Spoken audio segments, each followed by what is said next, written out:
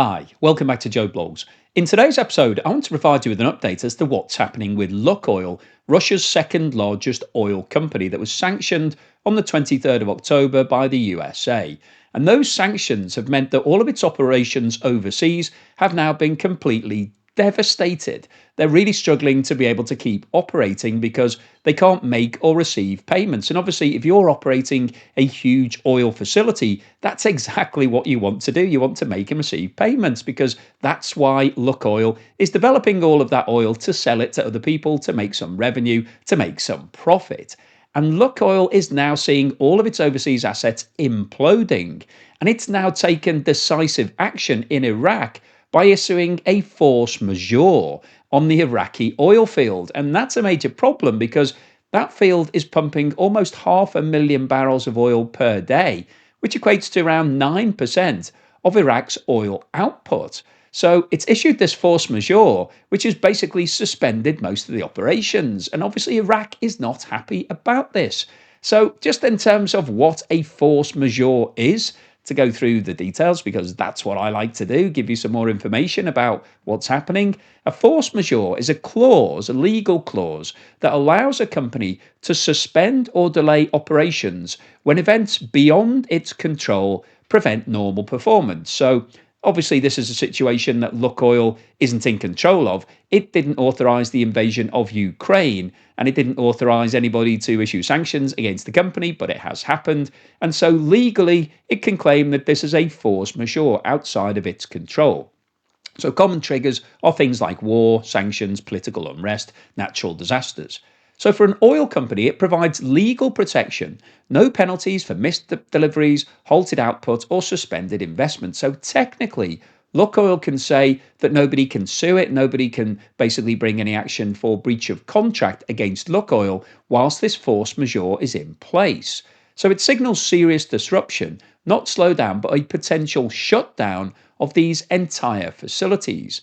And when a force majeure is declared, then production could stop, contracts will pause, and partners can be forced to renegotiate or withdraw. So that's what Lukoil has done. Now, in terms of the specific events that led to this declaration in Iraq, Iraq's state marketing company recently cancelled 3 large shipments that it was meant to take from Lukoil. So basically, it had stopped buying Lukoil's deliveries. And basically, the reason for that was because if it didn't do that, then the state marketing company would have been hit with secondary sanctions. So it was forced to by the imposition of the sanctions on Lukoil. So in response to that, Lukoil gave Baghdad a 6-month deadline to resolve the issue or face a full production halt. So it was saying, well, you need to sort this out, otherwise we're going to stop producing oil in your country because Lukoil owns 75% of this facility, so it's in charge, it's in control of pulling the oil out of the ground.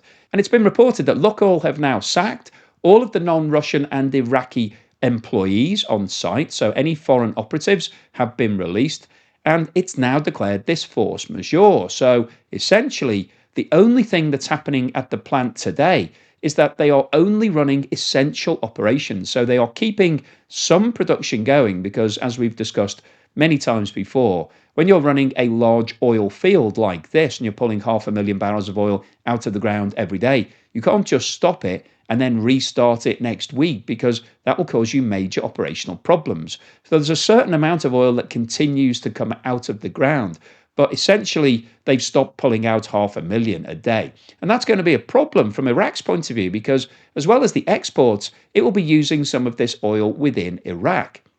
Now, in terms of what Iraq's response to this, well, so far they haven't declared any official response, but they could do a number of different things. Firstly, they could basically seize the assets and transfer all of Lukoil's stake in the oil facility to the state. So basically nationalize it in the same way as Russia has done with many companies that were owned by overseas owners over the past 3 years.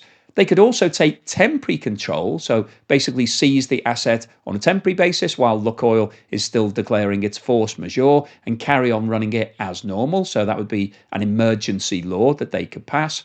Or they could negotiate with Lukoil. But the fact that Lukoil has declared this force majeure, it's gone for the Armageddon scenario relatively quickly. So I think the most likely scenario is that Iraq will have to seize control, because what they won't want to do is just watch this facility become dormant, nothing happening with it, lose 9% of Iraq's exports, because Iraq owns the other 25%, and that's obviously a big economic investment from the country's point of view. But also, there is the flow of oil, and we've talked about this before. There's a very delicate balance in terms of how much oil you have and how much oil you need.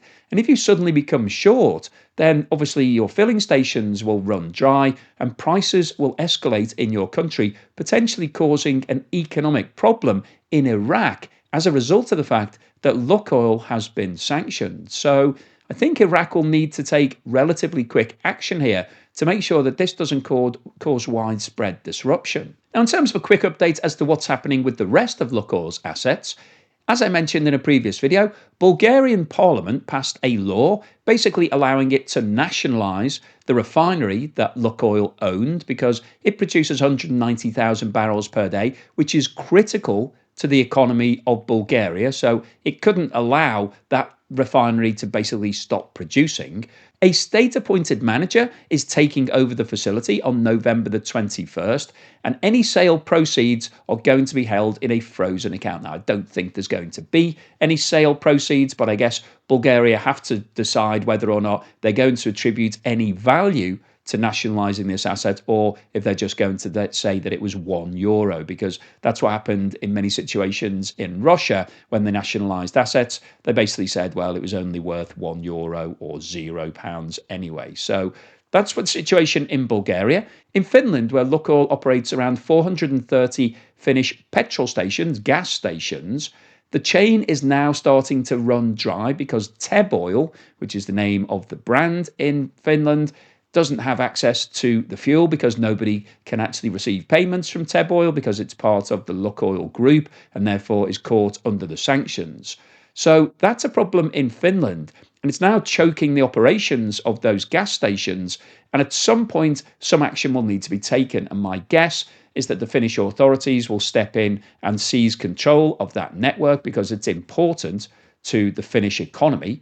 In Moldova, where Lukoil owns a variety of different assets, including the only fuel supply to the Moldovan airport, so it's absolutely critical for keeping that airport open, the authorities have rejected Lukoil's proposal that it wants to sell the network and has now said that it can't allow any disruption to the services. So it's most likely that Moldova will be taking over those assets at some point within the very near future, because it doesn't want to see all flights grounded in Moldova. In Turkey, where Lukoil owns 600 gas stations, there is an active sales process that's been started by Lukoil, but realistically, as we've talked about before, how can Lukoil manage a sale process when it's sanctioned? Because nobody can deal with it, nobody can make payments to it, and effectively it's got no negotiating power, because if you're trying to sell something that's unsaleable, that nobody can actually buy, then it's worthless. So why would I make you an offer of tens of millions, hundreds of millions of dollars for those assets when I know that you're not allowed to operate them? So realistically, I think these 600 service stations in Turkey are going to have to be nationalised by the state or just handed over to another operator. In Romania, where Lukoil owns one of the biggest refineries and also 320 gas stations, no action has yet been taken by the Romanian authorities, but I think it's very likely that we will also see a nationalisation of those assets, because both the refinery and the gas stations are critical to the Romanian economy. In the United States, Lukoil operates around 200 gas stations, but as we discussed previously, most of those are operated under franchise agreements, so it's actually owner managed by local people, so American people. So it's not as big a problem as it is in other countries. However, the Lukoil brand still remains, and there's obviously contracts in place between the franchisees and Lukoil, and then service agreements and supply agreements. So I think it's likely that we will see something happening with that in the near future. The US authorities are likely to change the ownership and remove that brand. I don't think we'll see Lukoil on high streets in the USA for much longer than another couple of weeks, but let's wait and see. And in other countries, in the Netherlands, Lukoil owns a 45% stake in the Zeeland refinery. The authorities there are under pressure to remove that ownership. I think that will happen in a short space of time. In Kazakhstan and Uzbekistan, the governments are reviewing joint proposals and sanctions exposure on those assets. So also think that's going to be nationalised. And Serbia and North Macedonia, Lukoil has retail outlets, so it's got gas stations, which are currently still operating under approval from the UK and the European Union, but at some point they will also need to change hands. So, what's the summary and conclusion today? Well, I wanted to post this video because the declaration of a force majeure by Lukoil is actually quite big news. This is the first time any Russian company has taken this sort of action since the invasion of Ukraine. And the reason why it's doing it is because it's losing control of its overseas empire. Over the past 30 years, Lukoil has invested hundreds of billions of dollars into building this empire. It wanted to have lots of assets in lots of different countries. And over the last 20 or 30 years, it's provided lots of control and lots of revenue and lots of currency to Lukoil. It's become one of the biggest private companies in Russia. So it's a major player in the global markets. But unfortunately, as a direct result of the sanctions that were applied against the company on the 23rd of October, that empire is now collapsing. It's come to a grinding halt overnight. So Lukoil's actually lost control of most of these facilities because it can't carry on trading, it can't make or receive payments. And obviously, as a business, if you can't make any payments, then nobody wants to deal with you. So in the normal course of events, if this was just an ordinary business that didn't matter to anybody, it would just disappear from everybody's knowledge. You'd just say, oh, do you remember Lukoil? Not really. But because Lukoil owns critical assets in many of these countries, we're talking about oil coming out of the ground in Iraq, we've got major refineries in Bulgaria and Romania, and we've got lots of gas stations all around the world. So lots of people are dependent on Lukoil carrying on trading, but unfortunately, it's not able to as a result of the sanctions. So what we are seeing now is lots of countries considering what they should do. Now, Bulgaria has been the most front-footed. It's come in and passed a law and said, we are going to seize these assets. They're critical to the economy of Bulgaria. Therefore, we're going to take ownership of them, nationalise them, and carry on as if Lukoil never existed. Now, Lukoil has seen that happen in Bulgaria. And in an effort to try to preserve some value, it's declared this force majeure in Iraq, partly because Iraq stopped buying some of the oil because it wasn't allowed to, because then it would have faced secondary sanctions itself. So this is really the last resort that Lukoil has. It's trying to do something to get some value or to just disrupt the markets in all of the countries that it's present in. Now, Iraq is unlikely to sit back and let Lukoil just close down these facilities. We're talking about 480,000 barrels of oil per day coming out of the ground for that facility. Now, this is an important piece of infrastructure in Iraq, and the reason why Lukoil is involved is because Lukoil came in and helped to develop those facilities with Iraq. They've got a 75% stake, Iraq owns 25%. The reason why Lukoil has is because it's invested hundreds of billions of dollars into building that production facility. So obviously Lukoil doesn't want to lose it, but because of the sanctions, it doesn't really have any choice because it can't carry on trading. Now, Lukoil would like to just close it down, wait for the sanctions to go away, the end of the war in Ukraine, and then the sanctions get lifted, and then carry on as normal. But clearly, Iraq doesn't want to do that because this represents 9% of all of the oil production in Iraq. So it's critical to the supplies in Iraq, but also it's an important source of revenue from the Iraqi government's point of view because they own 25% of that production facility. So it's very unlikely that Iraq is going to just let Lukoil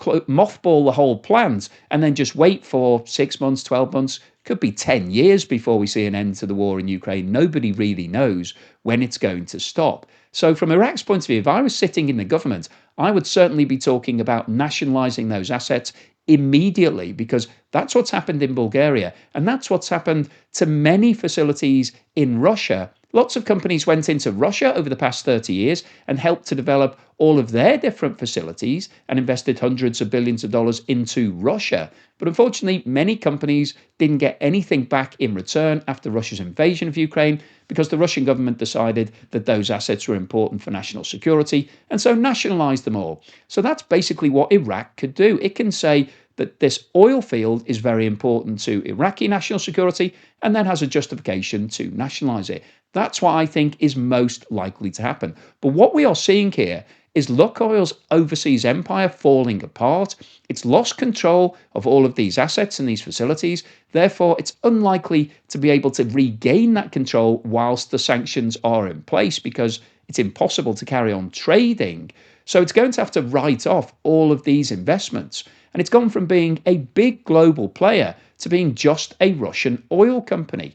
And that potentially could throw the business from making $10 billion of profit last year to a loss-making situation because it's got a high fixed cost base. It's spending a lot of money. And it's going to lose an enormous amount of revenue, and it's got lots of people working overseas that it's going to have to repatriate back to Russia. Now, whether or not those people want to move back to Russia is a different question. But the overall summary of today's video is that the direct sanctions that were applied against Rosneft and Lukoil are now really starting to hurt those businesses. We are seeing Lukoil falling apart in front of everybody's eyes, and it can't really do anything about it. It's declared a force majeure, which is the first time a Russian business has done this since the invasion of Ukraine started. But that really won't work because Iraq is unlikely to just let it get away with it, close down those facilities, and then wait for the war to end, because Iraq needs that oil to keep flowing and it needs the cash flow. So it's very likely that Lukoil will lose those assets, as it will all the other assets that it's got overseas. And this is a dagger blow to that company, which will have a negative impact on its profitability and therefore will have a negative impact on the Russian economy because Lukoil, as one of the biggest companies, was contributing lots in tax. It was also contributing in terms of Russia's influence overseas. That's now starting to diminish as well as these facilities are changing hands and the countries are stepping in and taking over them. So all of this is really bad news for Lukoil and the Russian economy, and it shows that the sanctions are really starting to hurt Russia. So hopefully you've enjoyed today's video, you found it useful, informative, and hopefully thought-provoking. That's what I'm trying to do, provoke some thoughts. If you've liked what I've said, then please give me a thumbs up. Thank you for watching this video all the way through to the end, and please subscribe if you haven't done so already. Thank you so much to everyone that's supporting me. If you've bought me a coffee, or sent me YouTube super thanks, or signed up as a patron, or a YouTube member, or buy me a coffee member, thank you, really, really appreciate it. And here's something to put a smile on your face.